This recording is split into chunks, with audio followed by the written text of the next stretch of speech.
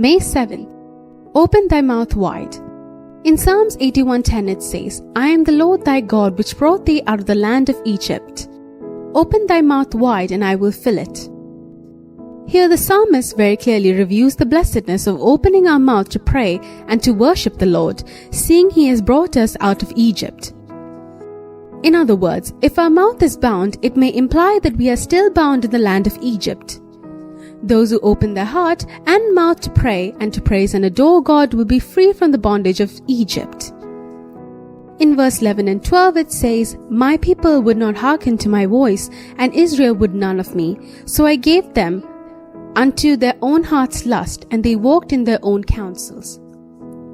Just as it happened thousands of years ago, even now some are not hearkening to the voice of God in this respect, that is, in opening their heart and mouth to pray and worship the Lord. What happened to the people who did not open their mouth?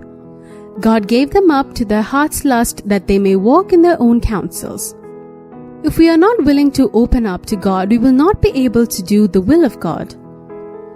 In verse 13 and 14 it says, O that my people had hearkened unto me, and Israel had walked in my ways, I should soon have subdued their enemies and turned my hand against their adversaries. Another blessing in obeying the command to open the mouth and pray and praise God is that we will find that our enemies are subdued by God. Furthermore, when a man's ways please God, his enemies become his friends in Proverbs 16:7. In verse 16, it says, He should have fed them also with the finest of the wheat, and with honey out of the rock should I have satisfied thee.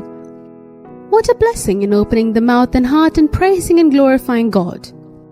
We receive the finest of wheat, the best spiritual food, and honey out of the rock. While the rock is one of the hardest substances on earth, honey is one of the sweetest things on earth. As we go through the hardest or most difficult paths, the Lord will make them sweetest experiences. Should we not then open our heart and mouth to worship, to pray, and to praise God, that He may fill us with His best?